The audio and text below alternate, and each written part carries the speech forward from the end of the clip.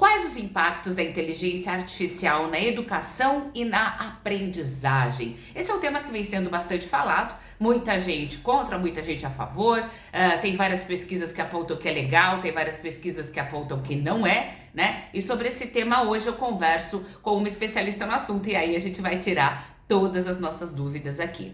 Bom, vamos lá. Nós estamos no Educar para Ser Grande e eu trago aqui comigo para vocês a doutora Bianca Acampora. Ela é doutora em Ciências da Educação, mestre em Cognição e Linguagem, também pós-graduada em Coaching Empresarial, em Arte e Terapia em Educação e Saúde, pós-graduada em Psicopedagogia. Ela também é graduada em Pedagogia e é especialista em Neurociências Cognitivas e Socioemocionais. Além de tudo isso, a doutora Bianca Acampora também tem um livro, olha lá. Ela é autora de Mentes Conectadas, o impacto da inteligência artificial na educação. Esse livro é da editora VAC. Doutora Bianca Acampora, muitíssimo obrigada por ter atendido aí a solicitação do Educar para Ser Grande para conversar conosco aqui. Seja muitíssimo bem-vinda, é um prazer. Muito obrigada pelo convite, é uma grande alegria estar aqui com vocês, nesse espaço tão necessário de reflexão sobre o futuro da educação e também falar da inteligência artificial, que é, antes de tudo, fala sobre pessoas, né? Sobre pessoas e sobre possibilidades, sobre escolhas conscientes no processo de ensinar e de aprender. Doutora Bianca Acampora, vamos iniciar com a seguinte questão, né? Como a inteligência artificial impacta como o cérebro humano aprende, processa informações, memoriza informações? Como é que isso acontece? A gente está diante de apenas uma ferramenta, né? Ou ela realmente tem impacto cognitivo profundo? Qual é a sua opinião sobre esse tema? É verdade, estamos sim diante de uma transformação significativa, né? A IA não apenas oferece ferramentas, mas ela também modifica a forma como nós interagimos com o conhecimento. E o cérebro está cada vez mais adaptado a um fluxo, né, de informação rápida, interativa e também fragmentada. Então isso é muito importante a gente prestar atenção, porque isso altera os nossos modos de atenção, de percepção, de memória e até de raciocínio. A plasticidade cerebral, ela nos permite adaptações necessárias, mas ela também exige uma intencionalidade pedagógica para que essa transformação seja mais positiva, crítica e humana diante da inteligência artificial. Perfeito, doutora Bianca. Agora uma outra questão sobre essa que a senhora acabou de responder, né? Em que medida as ferramentas baseadas em inteligência artificial podem realmente impactar a autonomia cognitiva de estudantes e de outras pessoas, né, que se acostumam a usar a inteligência artificial para todos os processos, todas as atividades, né? Em que medida isso impacta, né, a autonomia cognitiva e também se as ferramentas baseadas em IA, elas afetam a criatividade, a proatividade, né? Como é que a gente pode pensar isso, porque, né, sabendo exatamente como isso acontece, a gente pode tomar algumas medidas, por exemplo, em sala de aula, né? Existe sim um risco de pensamento terceirizado, principalmente quando há uma relação passiva com a tecnologia, sem uma reflexão crítica, né? No entanto, quando ela é bem mediada, a inteligência artificial ela pode ser um trampolim para esse pensamento crítico. Então é importante que os professores eles estimulem a reflexão, estimulem a pesquisa, a comparação de dados, a comparação de informações, até para perceber se essa informação é fake news ou se ela é verdadeira. Então a chave está na forma como nós usamos a inteligência artificial, né? Se a ferramenta serve à curiosidade do aluno, se ela expande a autonomia, então aí sim ela vai conseguir fazer com que esse aluno pense criticamente, reflexivamente. Agora, se ela só substitui o processo de pensar, isso sim causa um problema, né, gigantesco à medida que há um empobrecimento cognitivo. Então, o protagonismo ele deve estar sempre sempre sendo estimulado no estudante. Ah, perfeito. Então a gente pode tomar como uma linha aí inicial de raciocínio de que o uso, a forma como a gente usa a inteligência artificial é que faz toda a diferença, né? Então até por isso dá pra gente pensar que a escola precisa realmente ensinar como usar a inteligência artificial, né? Os professores também precisam se apropriar, enfim, todos os profissionais que usam a inteligência artificial precisam entender como é que isso funciona, né? Porque depende de como a gente usa. A gente precisa usar com criticidade, a gente precisa usar com proatividade, a gente tem que checar o que essa inteligência artificial traz pra gente, a partir dela ver, perceber o que a gente pode extrair ou não mais, né? Isso está muito linkado aos princípios da educação midiática também, né? Como a senhora sabe. E a gente também tem, doutora Bianca, algumas pesquisas que até apontam, né? Que as novas gerações estão, infelizmente, apontando aí um QI inferior ao QI das gerações anteriores. E isso não está diretamente ainda ligado à inteligência artificial, mas há pesquisadores que pensam que isso pode impactar, a inteligência pode impactar nessa queda, mas por enquanto é como a gente consome a informação, ou seja, consumindo a informação de forma passiva, sem essa criticidade, sem essa proatividade, a gente não usa, né, as nossas capacidades cognitivas e aí o cérebro vai se adaptando e provavelmente esse QI vai caindo. Então são pesquisas que apontam isso, não é mesmo? Bom, essa questão é muito importante, né? Porque é uma questão multifatorial. A inteligência artificial por si só, ela não é responsável pelo declínio cognitivo e intelectual de ninguém.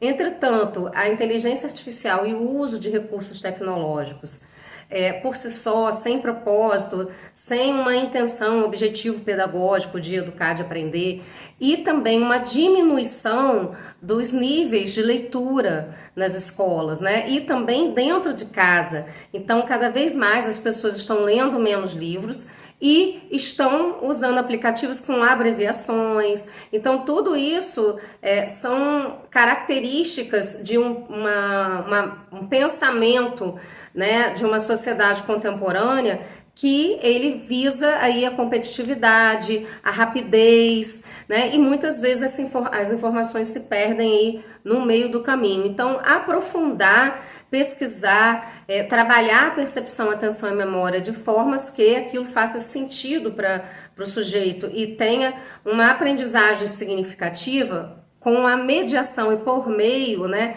de uso dos recursos digitais, isso sim é interessante. O que a gente está percebendo é uma perda, né, de habilidades que são que são muito importantes, né, e fundamentais para o desenvolvimento cognitivo do ser humano. Então a gente precisa de um certo equilíbrio, trabalhar a leitura, trabalhar o diálogo, trabalhar o pensamento crítico, formas de argumentar diferentes, né? Ao mesmo tempo que a pessoa ela possa ter uma brincadeira livre, um tempo livre, um tempo de criatividade, de criar, isso tudo junto, né, com o nosso pensamento aí contemporâneo moderno, a gente vai fazer com que essas habilidades fundamentais sejam desenvolvidas. Agora, uma outra questão, doutora Bianca, que muita gente está falando e a gente sabe que é muito importante, né? A inteligência, a gente sabe que a aprendizagem, ela não é feita apenas de forma cognitiva, ela também envolve o socioemocional. Então, a aprendizagem tem uma gama, né, de itens as quais ela se serve, né, para que a gente aprenda. Como é que impacta, a IA impacta essa aprendizagem, né, que não é só cognitivo, que não precisa só da cognição, mas precisa também do socioemocional, né? Essa temática é muito importante porque competências socioemocionais, elas são aí um carro-chefe da educação e estão muito em voga nesse momento, principalmente por conta da Base Nacional Comum Curricular. E a inteligência artificial ela pode contribuir sim, mas ela também pode prejudicar. Então existem ferramentas dentro da IA que apoiam o desenvolvimento socioemocional, monitorando, né, os níveis de engajamento e oferecendo feedbacks personalizados. Entretanto, por outro lado, se a gente vê um índice excessivo de uso na frente da tela do computador, o que vai acontecer? A gente vai substituir a interação com a outra pessoa, com outro ser humano, por uma tela de computador e por algoritmo. E isso pode sim ser muito prejudicial. Por quê? a nossa subjetividade, a nossa inteligência emocional, ela é pautada e construída na relação com o outro, né? E na relação com o outro é outra pessoa. Então é muito importante que nós tenhamos, né, essas relações sociais fortalecidas e estimuladas e bem desenvolvidas, e não ficar somente muito tempo na frente da tela e do computador. É preciso ter aí um meio termo, né? Um caminho aí do meio para que haja um equilíbrio nessas relações e nesse uso também da tela e do computador, das inteligências artificiais, para que cada vez mais a gente consiga cuidar da gente, ter autoestima, ter empatia e saber se colocar no lugar do outro, né? Saber trabalhar em equipe, e isso a máquina por si só ela não vai desenvolver. Agora, uma outra vertente dessa conversa, doutora Bianca, a gente sabe que a inteligência artificial ela pode democratizar, né, a educação ou o ensino de forma personalizada. Porém, né, por outro lado, a inteligência artificial também pode acentuar as desigualdades, onde há pouca infraestrutura, pouca informação sobre como usar a inteligência artificial ou pouco acesso mesmo à internet, né? Como é que a senhora enxerga esse paradoxo que envolve a inteligência artificial? Já envolvia a internet, né? A gente já tinha isso. Mas como é que ela impacta, como é que agora com a IA a senhora enxerga esse processo todo de democratização, né, de acesso à informação? Realmente é um paradoxo muito grande, né? Pessoas que têm acesso à informação e ao computador e à internet, e no outro extremo, pessoas que não têm acesso à internet, nem tem computador, nem celular, nem sinal da internet, né? Então, esse é um dos grandes desafios éticos da inteligência artificial na educação, porque ela tem um potencial enorme de inclusão, mas também ela pode sim reforçar essas desigualdades se o acesso for limitado a poucas pessoas, né? Então precisamos de políticas públicas que garantam essa conectividade, também precisamos de uma formação docente, né, de acesso a dispositivos e também uma formação continuada desses docentes que já se formaram há algum tempo e não tinham essas tecnologias e a inteligência artificial à época da sua formação, né? Então, só assim a personalização do ensino, ela realmente será para todos e não apenas para alguns, ou seja, para uma elite digital.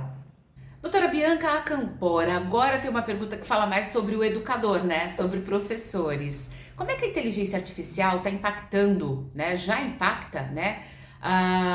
O processo do dar aula, do processo do educador, que é pesquisa, produção, etc e tal, uma vez que a IA pode produzir planos de aulas inteiros, pode te ajudar a fazer provas, ela pode te trazer muita informação e produzir mesmo, né, as atividades, produzir tudo que o professor faz, né?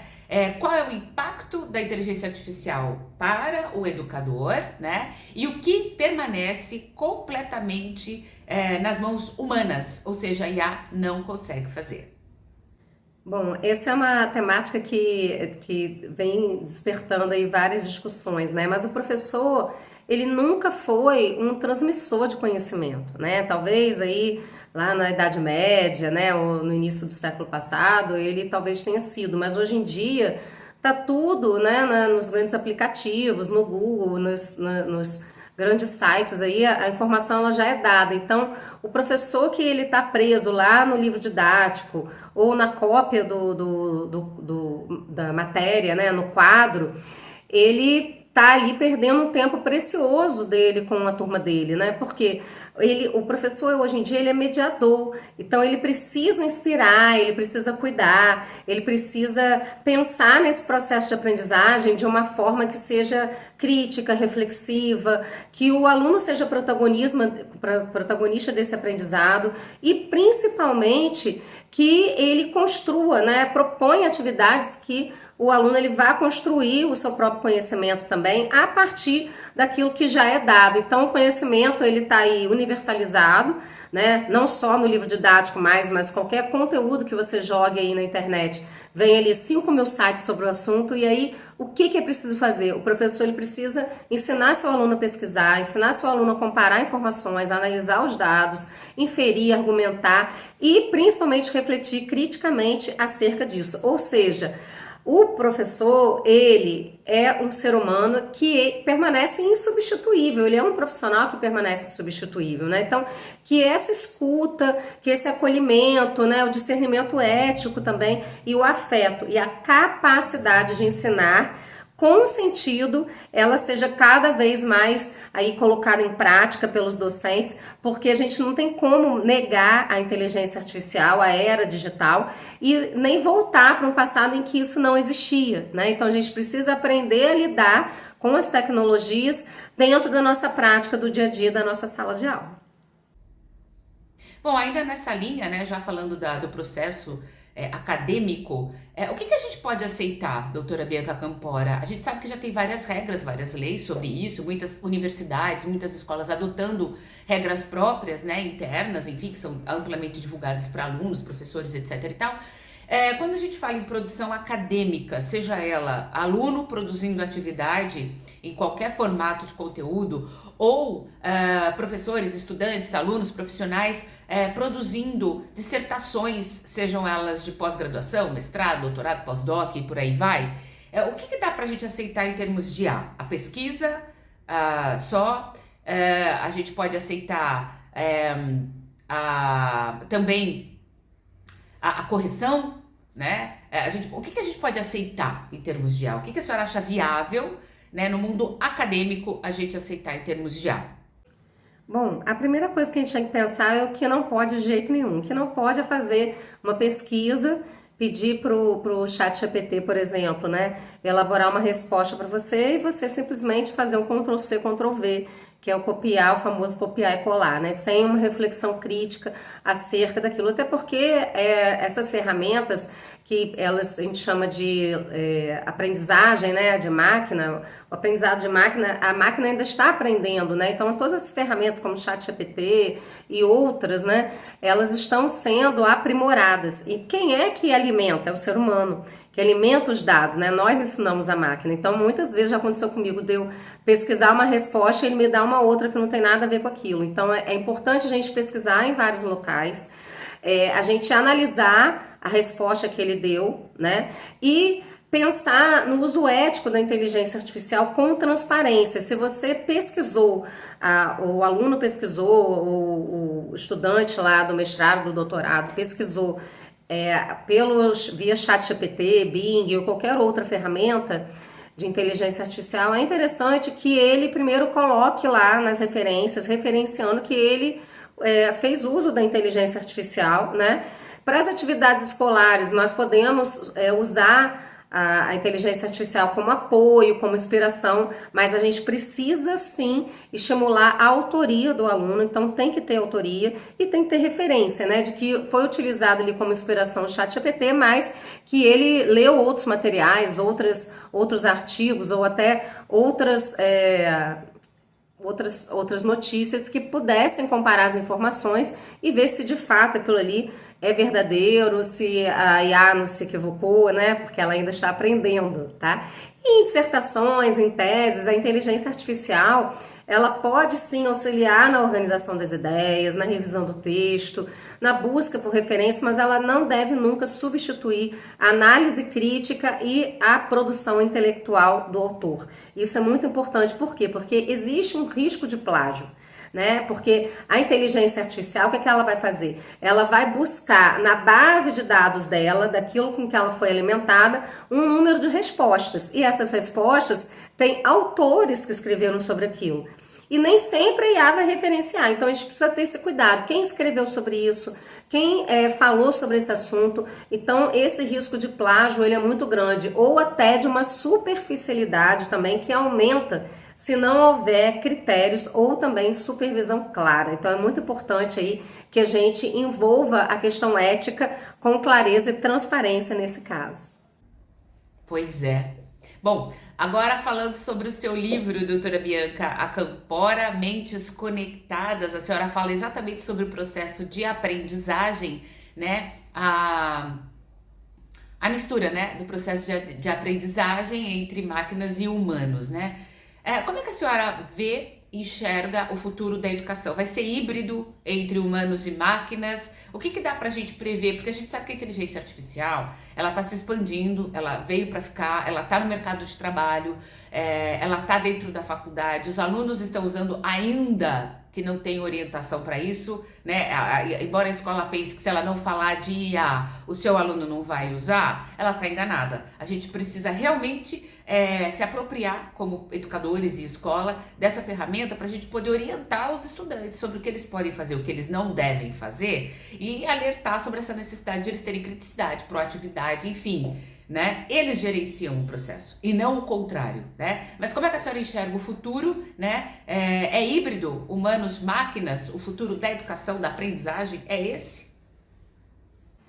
Quando eu escrevi o livro Mentes Conectadas, Inteligência Artificial na Educação, da editora WK, eu pensei muito nesse momento em que nós estamos vivendo, pós-pandêmico, em que em plena essa era digital, muitas pessoas não têm acesso, outras têm acesso até numa escala hiperbólica, né, maior, né, numa hipérbole, então numa escala ampla, e aí às vezes fica horas e horas e horas no computador, e aí é importante que a gente pense realmente nessa integração entre a inteligência artificial no processo de aprendizagem.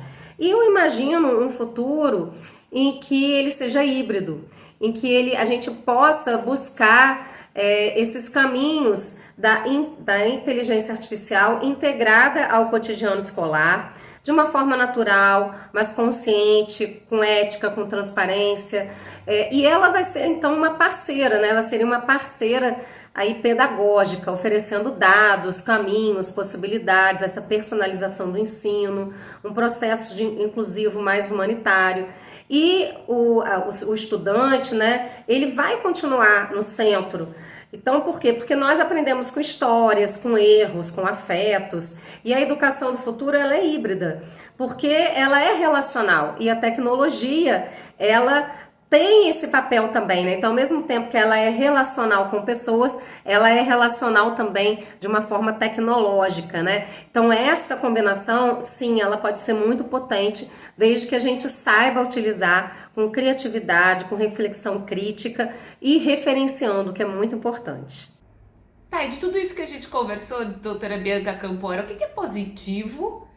Porque tem coisas positivas, as pessoas estão vendo muito o lado negativo, mas tem coisas positivas. A senhora mesmo já trouxe aí algumas coisas, mas o que dá pra gente falar? Isso é positivo na IA, na inteligência artificial, dentro do processo de aprendizagem, dentro da educação. O que a gente pode elencar de positivo?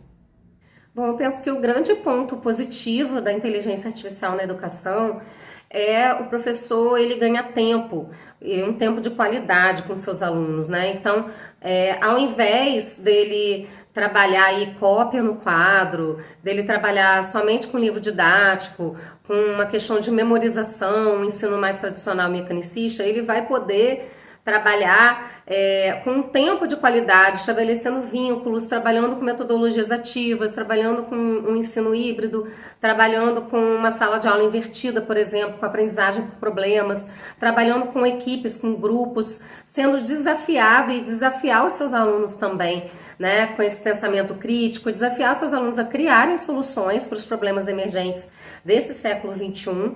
E a IA, principalmente, né, além desse ensino inclusivo, personalizado e mais eficiente, ela vai nos provocar a repensar o que realmente significa educar, né? E isso por si só já é um enorme ganho, porque aí a gente deixa de pensar a educação como uma mera transmissão do conhecimento e passa a pensar a educação como realmente uma aprendizagem significativa, em que eu vou pensar em criar soluções para as questões sociais hoje, né?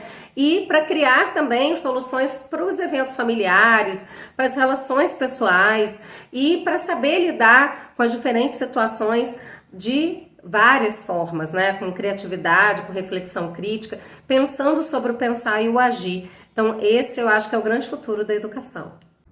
A entrevista foi maravilhosa, doutora Bianca Campora, lembrando sempre que tudo que a gente faz online, usando a internet, exige da gente criticidade.